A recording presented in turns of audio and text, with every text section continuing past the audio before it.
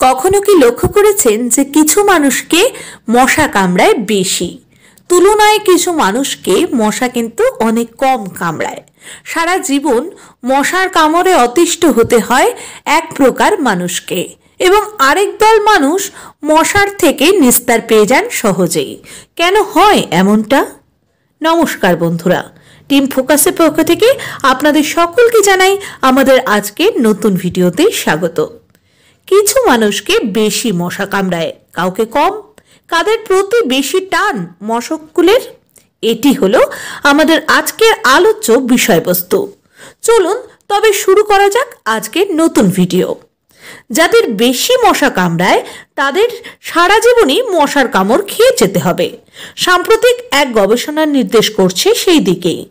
New ইয়র্কের Rockefeller বিশ্ববিদ্যালয়ের স্নায়ুজীববিদ্যার গবেষক লেসলি ওয়াসহলের নেতৃত্বে হওয়া গবেষণাটি বলছে, কিছু কিছু মানুষের চামড়ায় এমন কিছু উপাদান থাকে যা মশাকে আকৃষ্ট করে।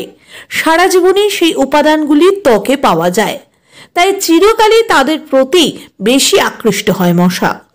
64 জন স্বেচ্ছাসেবকের উপর করা হয়েছে পরীক্ষাটি। গবেষকরা বলেছেন, বিভিন্ন রকমভাবে স্বেচ্ছাসেবকদের সাজিয়ে এডিস ইজিপ্টাই মশার সামনে নিয়ে গিয়েছেন তারা। দেখা গিয়েছে বিশেষ কয়েকজন ব্যক্তির দিকে প্রায় 100 গুণ বেশি আকৃষ্ট হয়েছে মশা। বেশ কয়েক বছর ধরে পরীক্ষা করার পরেও একই রয়ে গিয়েছে ফলাফল। এই ব্যক্তিদের গবেষণার নাম দিয়েছে মশক চুম্বক বলে। কিন্তু কেন ঘটে এমনটা? গবেষকদের দাবি, যাদের বেশি মশা কামড়াচ্ছে তাদের ত্বকে কিছু বিশেষ ধরনের অ্যাসিড খরিত হয়। ত্বকের স্বাভাবিক আর্দ্রতা বজায় রাখতে এই অ্যাসিডগুলি খুবই গুরুত্বপূর্ণ।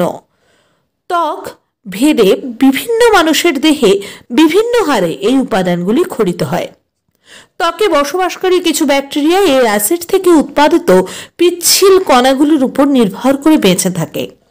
মানুষের গায়ের গন্ধও কিছুটা এই উপাদানের উপর নির্ভর করে। বিজ্ঞানীদের ধারণা, এই উপাদানের প্রতি আকৃষ্ট হয় মশা। যেহেতু এই অ্যাসিডগুলো ত্বকের স্বাভাবিক উপাদান, তাই জোর করে এই উপাদানগুলি দেহ থেকে দূর করতে গেলে ত্বকের ক্ষতি হতে পারে। ফলে মশার কামড় থেকে বাঁচার উপায় নেই। বন্ধুরা, তবে আজ পর্যন্তই।